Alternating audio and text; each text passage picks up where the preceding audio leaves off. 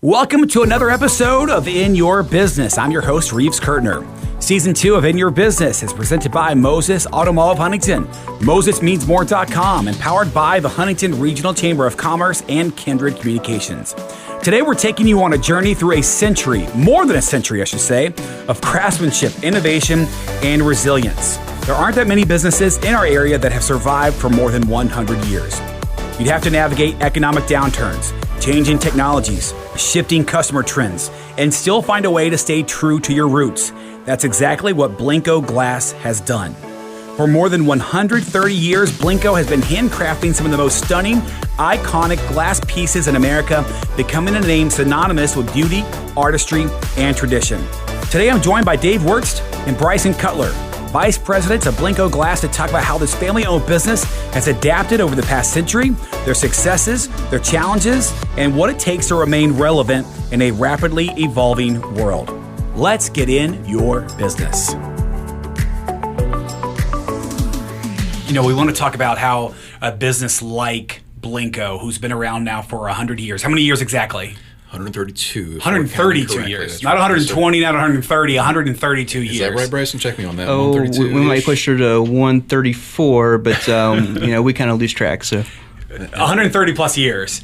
How can a business like that, how can Blenko keep its relevance for over 125 years in a rapidly changing world, right? What's relevant 5 years ago might not be relevant today, but Blenko is still putting out amazing hand-blown glass products. Absolutely. I would tell you that it has to evolve like everything else does, right? Over 132-ish years now. Yeah. The company's had several different models, different modes. Of course, Blenko is a function of the people that are there, right? So as the people change, so does Blenko. So Blenko has survived, of course, COVID. Yeah. But Spanish flu, right? Multiple pandemics That's beforehand.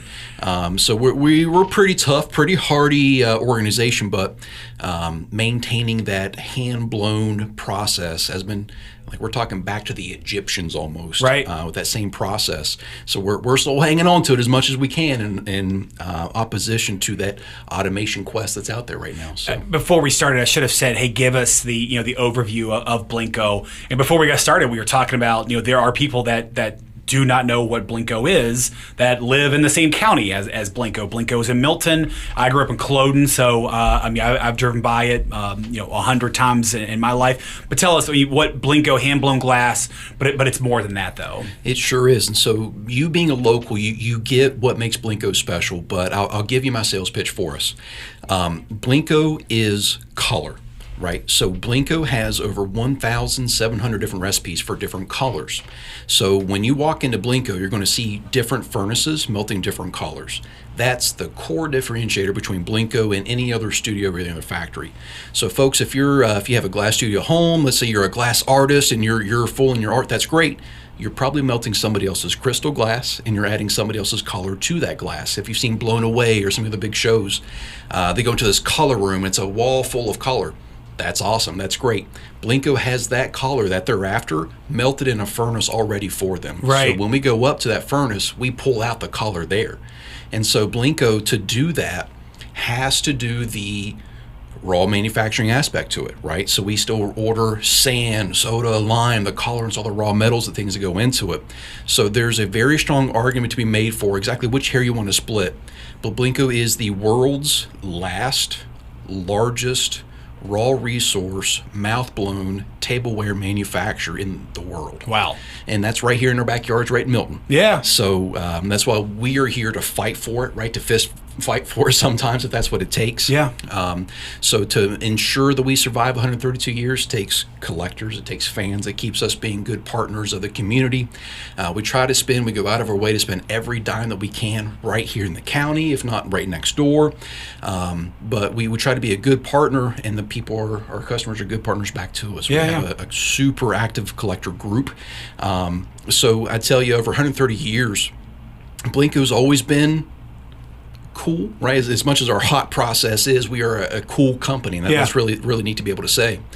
But what Bryson and I have done and what the collector universe has allowed us to do is to make sure that she's up on that pedestal, available for everybody, right? Not just tucked in a back little holler in Milton. She's now on that world pedestal to be accessible to all of us and to all those collectors. And that's really our goal here, right? So we have generations of collectors going back, fourth generations at this point. We got to start new ones, and we have to ensure that they're collecting now and getting excited about it now, so that they collect for the rest of their lives, just like their grandmas and grandparents have done before them. So you all mentioned, that this process is going back to the Egyptians and been doing it for 132 years. What, going back that 132 years, let's kind of start at the beginning. What are some of like the traditions from the company's early days that are still used, carried forward today? Sure. I mean, a lot of the processes we use are really just the stuff we've been doing for 100 years now. That's using wooden molds, that's using handmade processes throughout the whole thing. We don't use an assembly line. We have people here that use both their hands, and we've got 70 employees and 140 hands that touch every piece of glass. Are there any modern practices that you do use now that have changed in those 132 years? Sure. I mean, a few things. Our annealing layer, we just got actually this year. Our old annealing layer was from the 1950s and was slow and was a gas guzzler.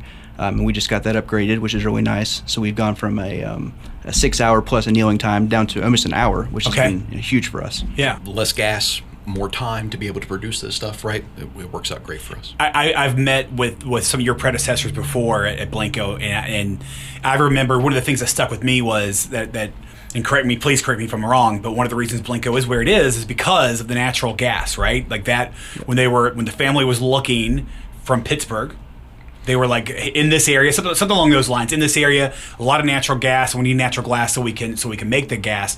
But the gas bill, it was in the thousands of dollars a month, $100,000 a year, right? Am I right on that? More like $80,000 a month. $80,000 a month. Yes, okay. sir. Okay. Yes, sir. But you're absolutely right. So the amount of... And you all have addressed this. Yes, yeah, sir. Yeah, go ahead. So to answer your question here, the modern upgrades that we provided, it's like going from a 1950s Ford, whatever it is, to a Toyota Prius, right? Yes. So modern technology, modern combustion, and more importantly, safer than ever. Right? Really? So safer, more energy efficient, and easier on our employees as well, right? So the furnaces pour less energy out, and that means that the atmosphere is cooler to work in, and so it's not only better for our bottom line, but it's better for our employees as well. Explain it to me. How's that work? Are you still using natural gas? Yes, sir. Okay. A lot of it. But it's just more efficient, though. More efficient, yes, sir. And you mentioned like the room, because I've walked through where the manufacturing room, and it's, man, how hot are those things? 1,500 degrees? Hotter than that. So our work temperature, that's when somebody's walking up, putting their blowpipe into it, is about 2,000 degrees. Okay. Give or take. And that room is just, it's hot, right, to say the least. So that's changed now? Like some of that has changed? You made the room cooler? Not enough. Okay. Not enough. So we're pouring less. So our furnaces are more energy efficient. They keep more energy in. Yeah. So they pour less energy out onto us, onto the hot shop floor. Got it. Less heat energy into the ceiling makes it more energy efficient. Now the building itself breathes and convects and conducts. There's louvers on the side of the building, but that doesn't do much if you're just slamming heat energy back into it all the day. Yeah. So we're really taking that seriously. Before it was, you had to be, so learning to work at Blenko, learning glass is different than learning to work at Blenko. Two separate things. Okay. So being tough enough to be able to show up at 6 a.m., make it till 2:30 every day, and work in that hot heat environment, you got to be tough. Yeah, sure. You got to be really absolutely. tough to do it. So we're trying to reduce those barriers to entry into glass making, both through heat reduction, through better furnaces, better working environments. Heck, this last week of December this year, we have a shutdown project where we're going to be pouring all new concrete. So you think about it, if you're on your feet making glass all day in a production environment, and you're working on walking on bad concrete, your knees hurt, your back hurts. So nice fresh concrete all the way around. With we also have new furnaces coming through as well that will again make better batching, make better environment for our folks to work in, consume less gas to even do it to begin with.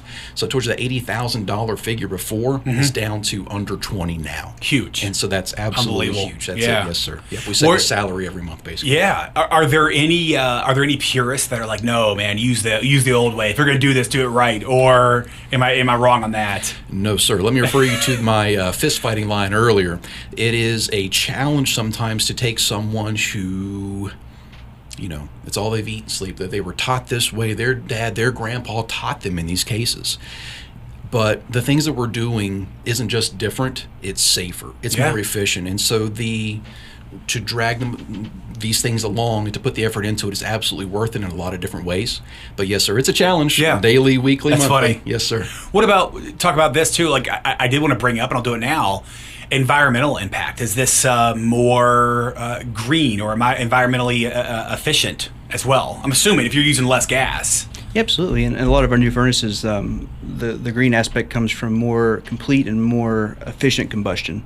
So, when we use different burners previously, we might have just, popped a hole inside of a pipe and lit it with a lighter. But nowadays we use actual green, efficient burners who put a lot less pollutants up into our stacks. And I think that's important too, right? And there's a lot of people that matters to a lot of people, and that might make you more excited about the product and about the brand. Absolutely. If you've heard anything about Blenko, it's over the last 30 years in particular, it's generally not been exceptionally good news, right? Whether we've been through bankruptcy, maybe they paid their bills or not, maybe they're still there, maybe not. But as Bryson and I work through this place with the leadership of the Blenko family, with the awesome team of apprentices that we've accrued over these years, we're able to now dial this stuff in, and we're able to really be nimble. In fact, one of our core tenets is flexibility. So we get to adapt, and that's what we do now. We adapt to the challenges that are presented to Blenko. So I like to say that we run the tightest ship that's sailed at Blenko for a long time, and that's down to the financials. That's down to how we batch and how we control stuff, how we I can tell you, I can pull up every single work card I've cut since I've started there, and I can tell you metrics about it. We're building apps that sit on top of this data layer of stuff now to gamify your Blenko Glass learning experience. So we're really challenging the Egyptian model, right? With what we're doing here now, because we have to, going back to your first question, we have to evolve, or else we will get snuffed out. So is Blenko healthy today? The healthiest Blenko that I tell you has been around in our day for certain. Yes, sir. Yeah, very good. Healthy. That's yes, great. Yeah, that's great. And we can tell you that on a balance sheet and financial documents as well, because that's not always been the case. No, I know. And again, same thing. I've heard stories. I remember stories and all that. And God, again, just the $80,000 a month power bill or your gas bill, getting that down, okay. So when we got to Blenko, we say, hey, we're Blenko. We want to order whatever it was we needed. Oh, hey, Blenko, cash only. Cash up front. Oh, yeah. And so the reputation that the company itself had earned wasn't a good one. Let me go back to on the furnaces thing. That's what we're talking about. That's what you changed, right? Yeah. Who had that idea? Who said, hey, by the way, I bet I can trim your power bill by your gas bill by 75% or 50, whatever, 60%? Where'd that come from? Sure. I mean, well, that's a lot of that stuff you can tell just walking in the place. When Dave and I got there, my goodness, these things are from 100 years old. Yeah. There's got to be something newer, right? Sure, absolutely. Yeah. So, we started that multi-year process of having new furnaces designed based on our old designs, but still with modern engineering and modern technology, it's allowed us to be a lot more flexible and energy efficient. Sure. Let's talk about that Blenko name. Again, 134 years. How important is that name? What does that name mean to you all? What does it mean to the customers? I mean, gosh, Blenko's been around longer than I've been alive, and I just remember in elementary school taking a tour there. It's one of the first things you remember going through grade school and stuff is taking a tour at Blenko Glass Company. So, to be part of that is really special, and I think a lot of the benefit that Blenko has today is due to that name recognition. I think if you started a factory today, all same, but without the Blenko name, you'd have a whole lot harder That's chance. right. Yeah. You probably couldn't. Yeah, I would agree. Right? I mean, no one has anybody started a glass blowing company in the last 40 years in this country. Studios, lots of studios. That makes sense. Glass is not, it's hot right now, right? Is it? So with Blown Away, all those different shows and stuff. Okay. You bet, absolutely. Studio glass is hot. Yes, sir. Very hot right now. Yeah. Okay. But not on the scale.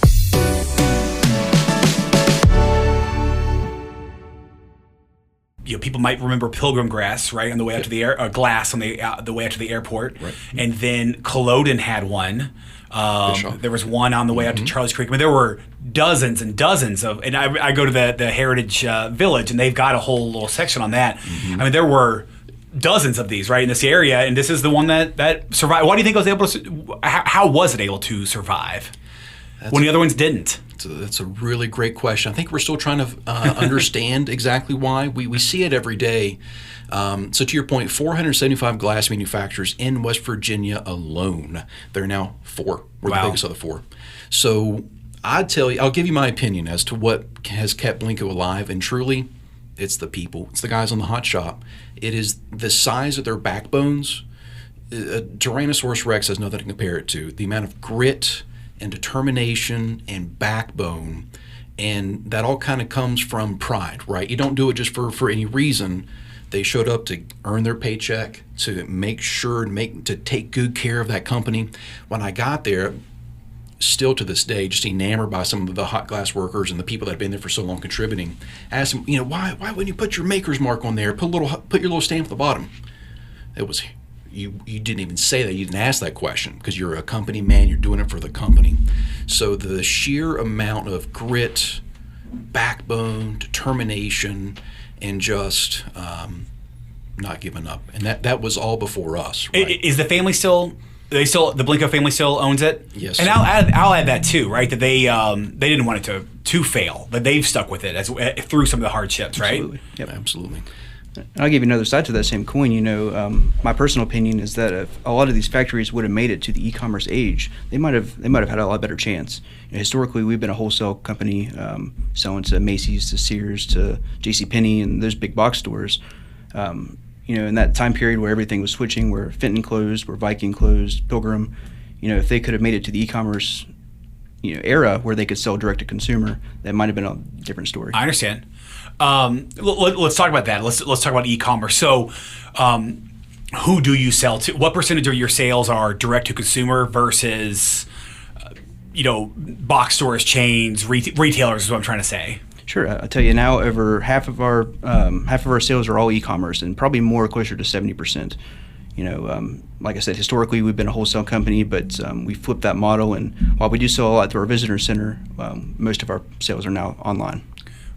Who all do you sell to retail wise? Where can I go and buy, other than at your shop and maybe some various shops across the state? Where other places is Blenko sold in? Sure, we've got wholesalers in almost every state. So of course a lot of them are here locally. So you can go to Adams Hallmark here in town, up in Morgantown, stuff like that. We've got stores in Myrtle Beach. We've got stores all up and down the East Coast. Yeah, Williamsburg. If you're ever down in Williamsburg, we sell through there.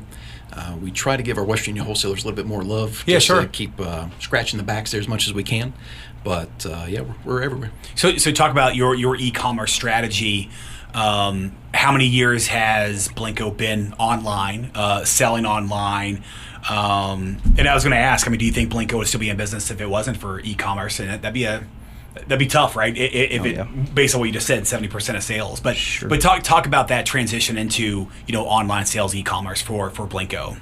Sure. Well, prior to Dave and I's tenure here, Blenko did have an e-commerce presence, but it was sleepy. It was an old GoDaddy Instacart kind of page like that. But when we came on, we switched them over to a proper modern e-commerce framework in which we could run ads. We could really start to drive real sales there and volume of sales. So after 2017, things have really just taken off, and we've gone through several iterations of our online presence, and that combined with strong social media strategy plus ads is really taking us to the next level. Yeah. Anything else you want to add on that? I'll die on this hill. Blenko's always been popular, right? Blenko's not always been accessible. So by us allowing Blenko to connect to the world, that's really the propulsion, that's the jet fuel of the rocket here that we have right now. Because we're not only tapping into those people that we're collecting, but we're creating new collectors. Sure. And digital marketing lets us do that, right? Different audiences, different targeting, different offers.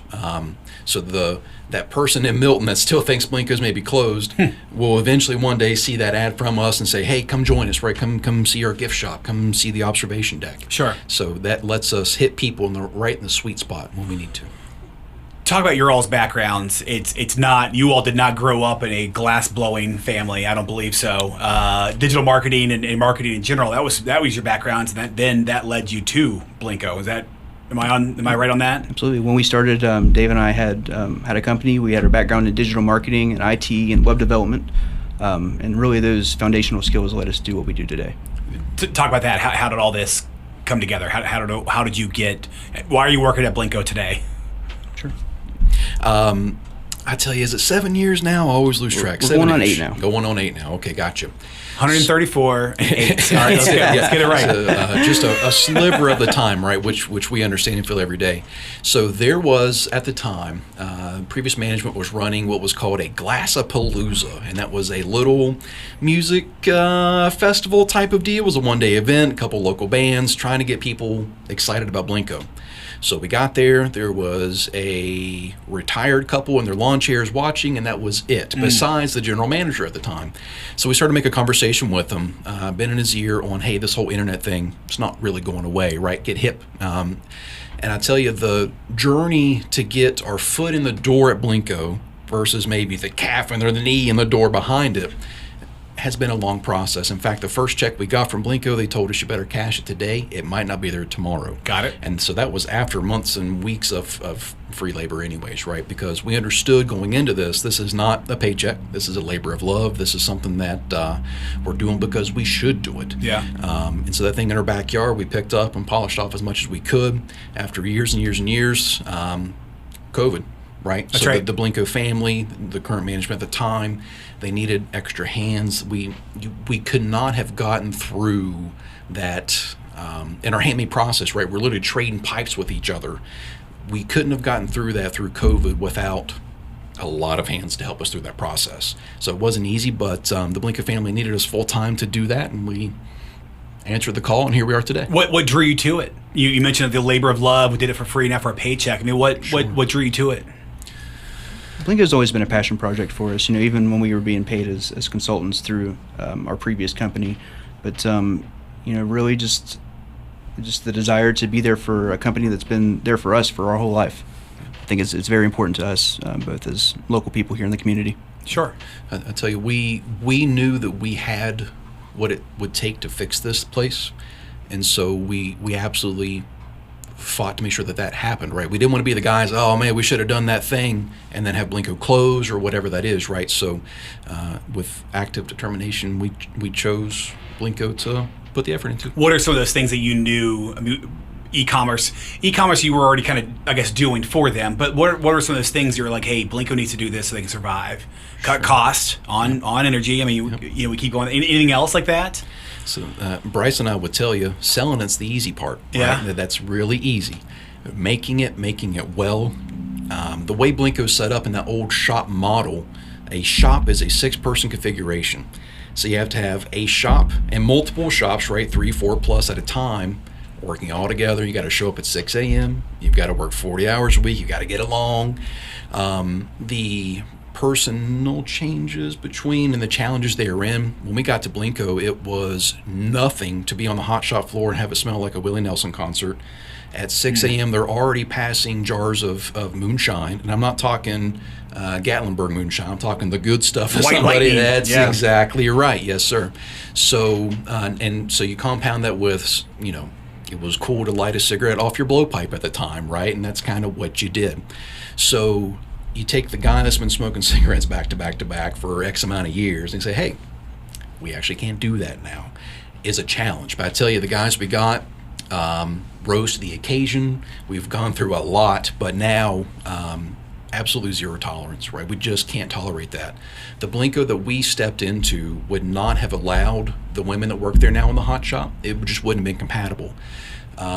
So the culture and the amount of change from where we are today, it's not even inversed. It is Black and white. reinvented itself completely over and over again. So I'll share a story with you about bathrooms. So when we got to Blenko, the bathrooms were, if you've ever been in a manufacturing facility, the bathrooms aren't really great places anyways, right? It's a dirty, rundown thing. When I got to Blenko and stood in front of all the hot shop guys, said, hey, we're going to make this place better. We're going to do some things here. We're going to really put the effort in. What should we do? They said, we need a good place to, and they used a term to go to the bathroom. Use the restroom, yeah. That's right. Yeah. And so, hey, that makes a lot of sense. That's right. If you're number one or number two concern of the day, can't even be satisfied at work, if you really can't go to the bathroom, wash your hands properly, that's right. a huge issue. So Blenko has one of the nicest bathrooms in a manufacturing facility in West Virginia right now. Yeah. I promise you that. Yes. Air conditioned, heated in the wintertime, cooled in the summertime, so now they can actually take care of themselves. So the culture's different, but we had to build a bathroom not only to take care of our folks, but to allow the gals that want to be on the hot shop, that work as hard as those guys, to be able to have the same services as many of the guys would. Go ahead. Anything else? I'm just saying there's the amount of changes the hot shop has gone through. It's not just the hot shop either, right? The gift shop, shipping, and everybody. Night and day difference. How many employees does Blenko have? We started with 28 post-COVID, and we are now up to 71. Wow. We're up there, yeah. Yeah. 71. Are you good? Do you need more, or is that a good number? Are you good where you want to be right now? We are hungry for young, talented folks that want to come in and help us this fight for Blenko. We always have the need for hot shop workers. In fact, we are still hiring on our hot shop. In every else in the world, there's shrinkage or what have you. We're still growing. We still have demand. How do you find glass blowers, people that can work in the hot shop? I joked before we got started, I don't think Marshall has a glass blowing program. Brad Smith might add one day, but right now there's not one there. How do you find people for such a unique job? So we hire based on passion and for folks looking for that total lifetime impact for their employment. So we've had to change up a lot. We've tried everything in the book. We now have West Virginia's first and only glassblowing apprenticeship, which is incredibly useful for us. There's funds, there's opportunities there for us to take advantage of. Who's that through? How's that work? It's through through Workforce West Virginia. Okay. Gotcha. Yeah, straight through the state. So if you join Blenko out of your 90 days, right, there's that onboarding period, make sure that we're a good fit for you and vice versa. If you join us as an apprentice and you stick through that 5 years and you complete your apprenticeship and you work and you retire from this place, it is a good job worth having between your 401k with the company match, with the health insurance, the above livable wages. In fact, we've pegged our salaries to average income for West Virginia. So we absolutely know for a fact that you're going to be above average by the time you're done with your apprenticeship. Yeah, sure. So we actually work with SNAP and some other programs too to actually track and measure how many people we pull out of poverty as a result of our apprenticeship program, which is really, really cool. So, but I tell you, wages matter here in West Virginia. Yeah. Bryson, on the way up, you were talking about how Cabell County has, and you can tell us certainly stories here, about hiring Cabell County and the challenges that come with that. They're numerous and surely have been talked about before, but if you hit that right sweet spot between wage and opportunities and everything else with your benefits, you're going to find them. Yeah. And the people that are here, I tell you, millennials don't work, and don't even get me started on Gen Z, but we have them, and they show up to work. That's right. 40 hours. They show up at 6 a.m. no matter if it's already 100 degrees in the morning or if it's 2 degrees and their buckets are frozen. If you're passionate enough about it, and we're good enough to them as a result of that, right? Because we optimize, you hear total lifetime value of the customer a lot, sure. Total lifetime value of the employee does us no good to hire somebody, the best class worker in the world, but not be the place that they can work at or fit in and have them leave. Sure. So we absolutely take that stuff seriously. We really do try to. In fact, we just had a retirement party for Mr. Daniel Chapman, who's our master mold maker, over the weekend. If you've ever seen Dana's, that guy all dressed in black, long white beard, 43 years that man worked there for Blenko. Wow. He's going to leave a giant gap that we'll have to fill for certain, but that's what we're looking for. And I tell you, we've got a big bushel of it. Someone like him that was there for 43 years, how did he adapt to some of those changes and culture changes that you were just talking about? Sure.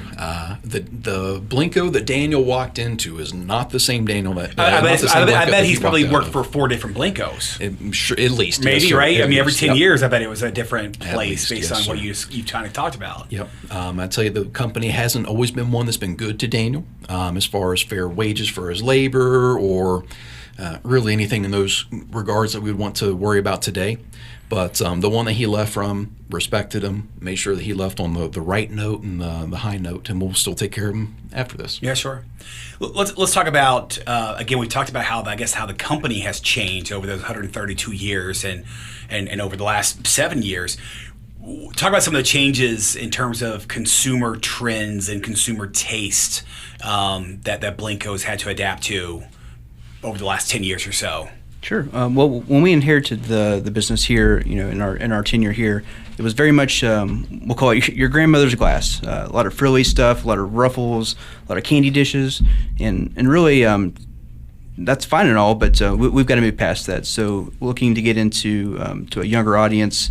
Our current audience right now is going to be generally women 45 and older. Okay. But it's our challenge and our goal here to get into a younger audience so we can do a lot of cool stuff there.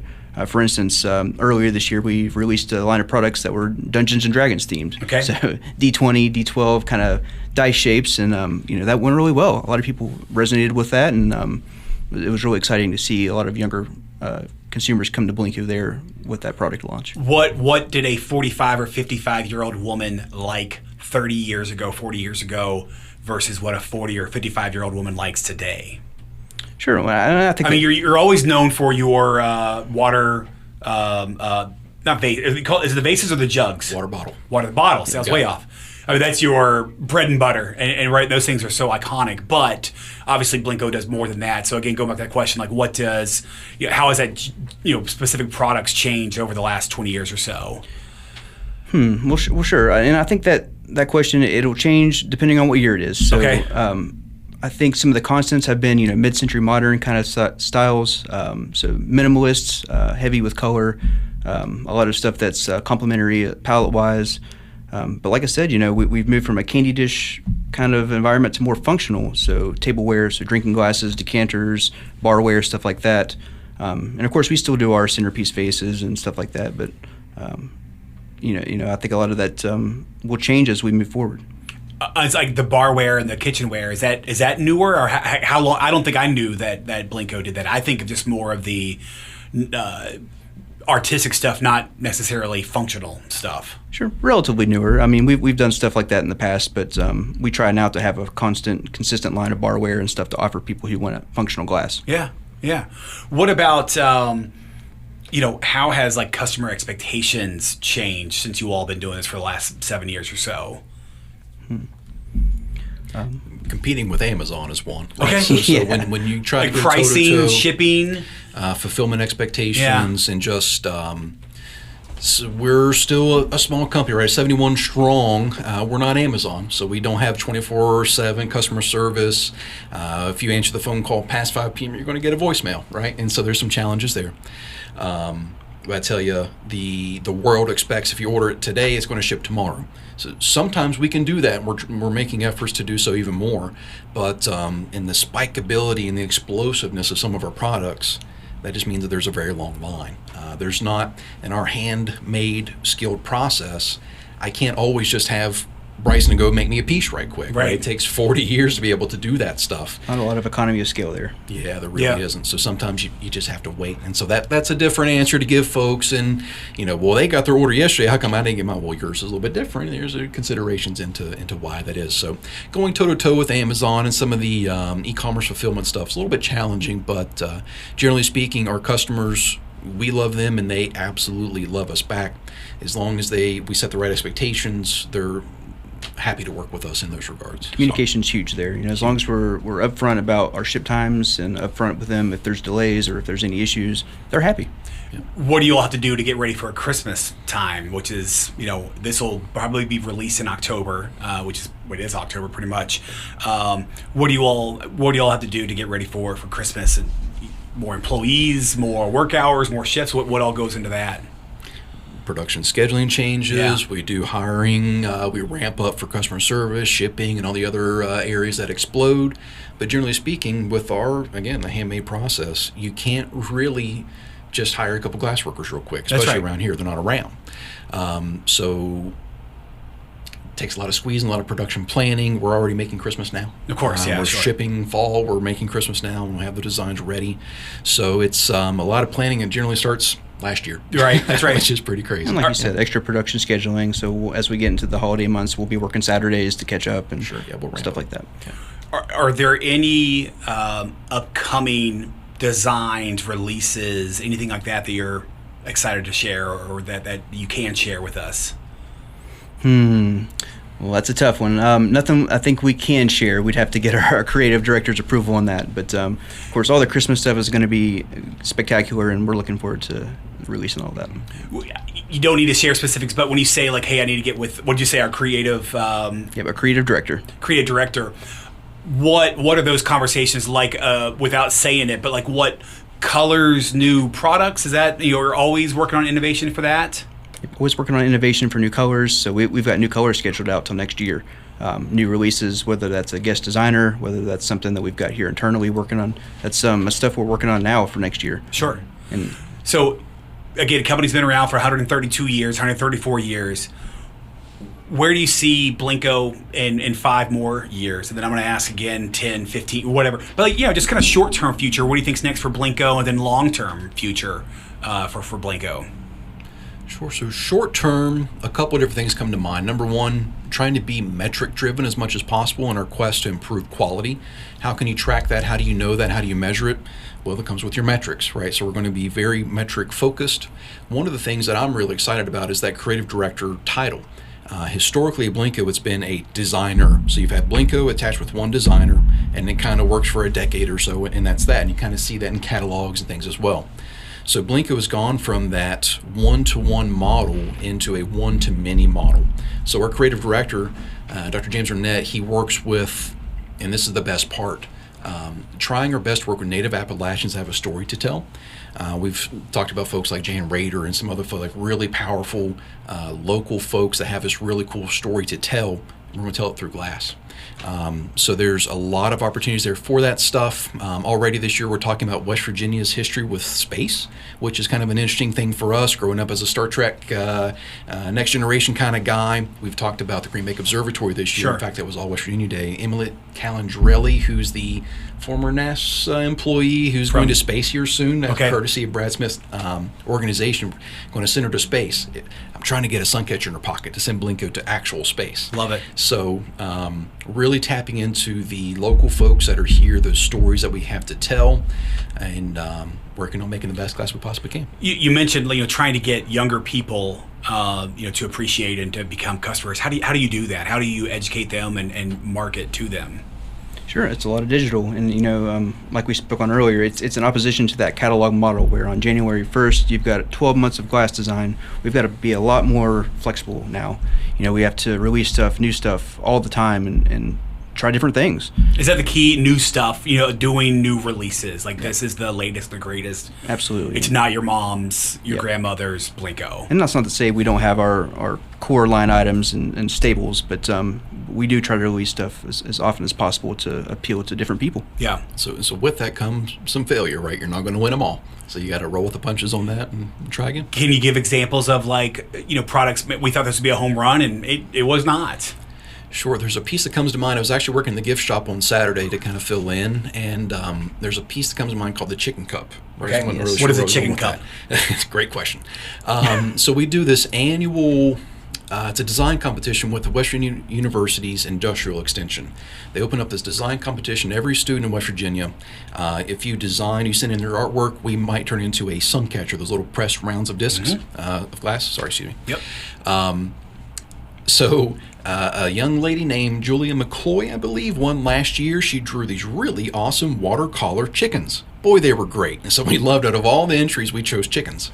And so Jenny Gons, our customs artist, put together the artwork here, and James Arnett, the creative director we were talking about earlier, made a chicken cup to go with it. And so this cup, just a little cup with a little kind of chicken feather, rooster tail looking thing on the back of it. I tell you, we probably sold 40 of those cups. Okay. And it's a neat design. It's cool. It's functional. You can use it as maybe for your coffee creamer. You could use it for syrup. You could use it for all kinds of different things. But for whatever reason, just didn't hit. Did not have. I tell you, we sold maybe 40 of each collar, and there was 2 collars. So if somebody got a chicken cup, you have one of the rarest pieces of Blenko. So how many did you print, or did you make? So we made an order, and there was about 40. I tell you, 80 total between 2 collars. Oh, you made an order. Okay, yes, sir. Yep. Okay. Yeah. But you just thought you would do more after that. Generally, so we like kind to of think have a so, at figure least. there, right? We like to shoot a little bit higher than 40. I got it. Okay, I got it.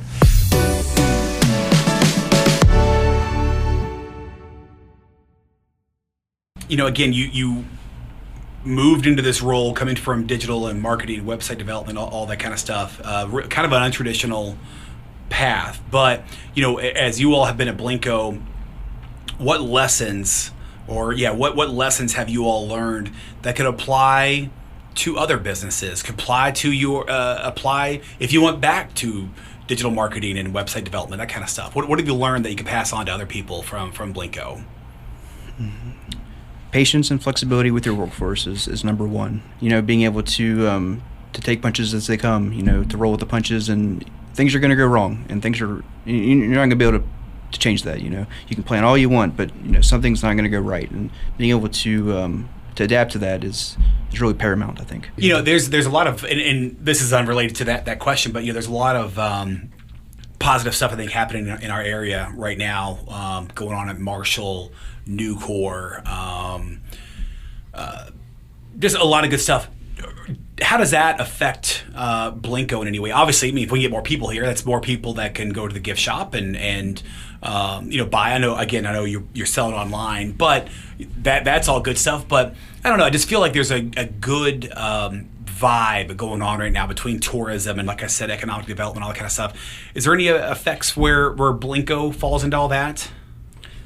Sure, especially on the tourism piece there. I think Blenko is one of the chief exporters of culture here in West Virginia. Mm-hmm. We send glass not only nationwide, but sometimes worldwide. Mm-hmm. And I think that goes hand in hand with what the West Virginia Tourism Department is doing right now. And I'm just so pleased to see everything that they're doing, all the initiatives they have that are going on, and pleased to be a part of them, really. Are you all seeing more people in the gift shop too from out of town? Are people making that special trip, off of the Milton exit now? Absolutely. Given any particular season in the year, we'll see license plates from all 50 states. Sure. Yeah. I met somebody in the gift shop last Christmas that came from Germany just to be at Blenko. They planned their whole trip from Germany to be in Milton, West Virginia. Amazing. Isn't that cool?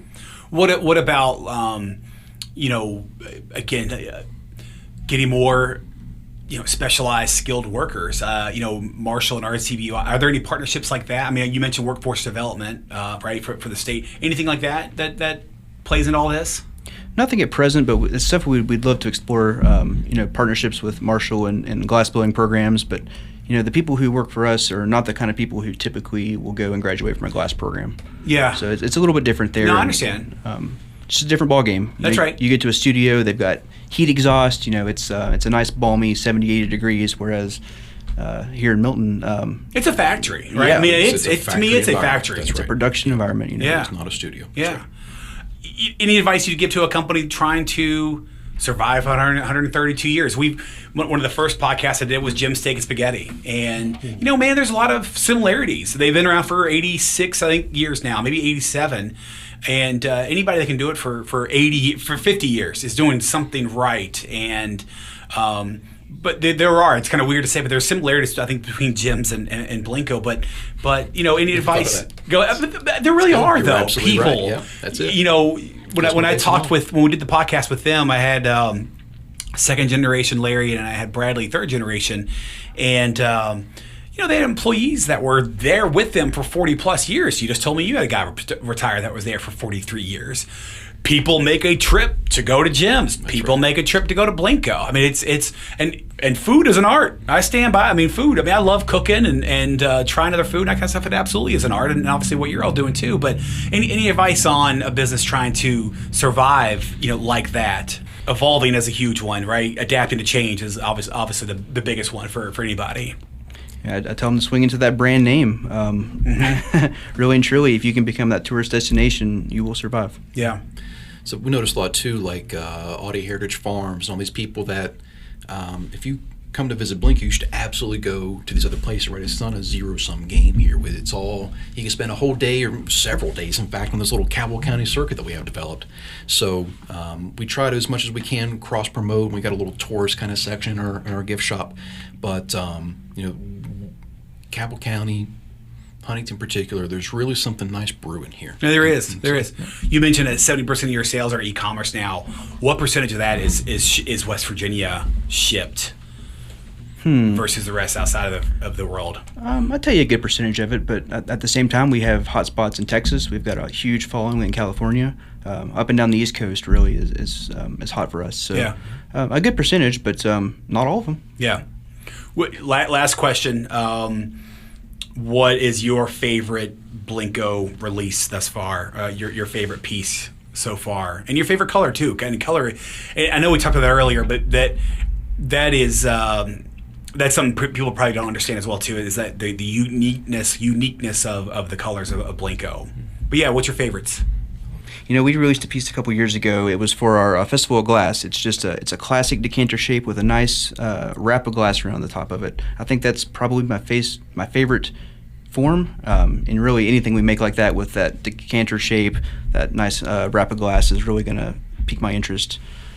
As far as favorite colors, I tell you, as far as what we have now, probably turquoise. Classic turquoise is always gorgeous. It pairs well with pretty much anything.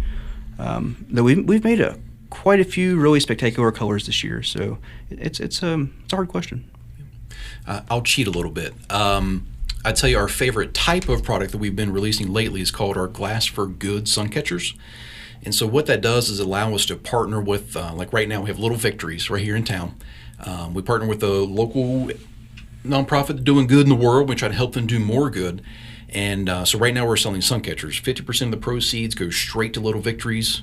We basically drop ship it for them, so the overhead's next to nothing. Mm-hmm. All they do is just sit back and get renown and a check cashed to them every 30 days. So the Glass for Good program, we've worked with Woody Williams. We worked with and his Gold Star Family Initiative. We've worked with the Girl Scouts Diamond Council.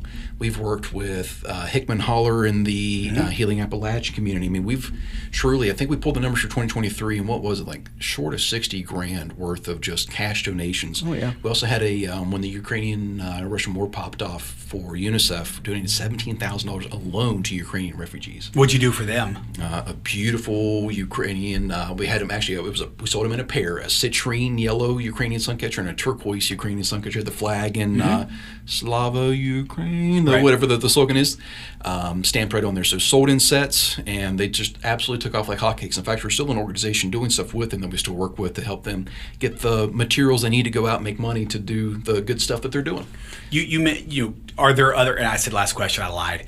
Are there other community, what do you all do with other community related stuff in our area, other businesses, Little Victories you mentioned? Are there any other, I know, listen, I mean, Kinder Communications, my business, we have had Blenko do, the printed pieces and that kind of stuff, but talk about some of those kind of partnerships. Sure. Let's see, Bryson, we're doing all kinds of stuff with both the artistry. We had a Blenko Now gallery exhibit right here at Marshallsburg Gallery. It was really, really cool. All the space stuff that we've worked with on the Green Bank Observatory. In fact, when we called up, we were kind of sitting in a room one day, man, we should absolutely work with Green Bank. We called them up. They were waiting on our phone call because they knew we were doing space stuff this year, and they were waiting for us. Awesome. So that's really cool. I mean, maybe this is a good time to talk about our new mobile unit. Sure. Go ahead. So we've got this really cool new initiative where we have a small group of our glass blowers going out with just a really small 100-pound furnace. We're going to different fundraisers, different music festivals, arts festivals, stuff like that, just to put the good name of Blenko out there. Absolutely, you have to. Yep. And again, I keep saying, people they think you're closed. You got to get that word out there. And one more thing too, talk about you mentioned Festival of Glass. Talk about that event, when it is, what it is. Are there other events like that at Blenko? Yeah, absolutely. So our Festival of Glass, we've moved it back a little bit. So historically, it's been in August, and that is miserable. It's it's way too hot. You got people hitting the ground. So we moved that back into April, where it's a little bit cooler, and that's going to be a weekend full of different classes, different opportunities for blowing your own piece of glass. We have a vintage sale that goes on that weekend, and moving into the fall, we're going to do something similar to have another anchor event here in the fall called our Harvest Fest, which will be basically the same kind of events where you can blow your own glass, blow your own pumpkin, water bottle, whatever it might be. But that comes up here in October. And that's our episode. Thanks for listening. If you enjoyed this podcast, please like, subscribe, share, and even leave us a 5-star review. Season 2 of In Your Business is presented by Moses Auto Mall of Huntington, MosesMeansMore.com, and powered by the Huntington Regional Chamber of Commerce and Kindred Communications.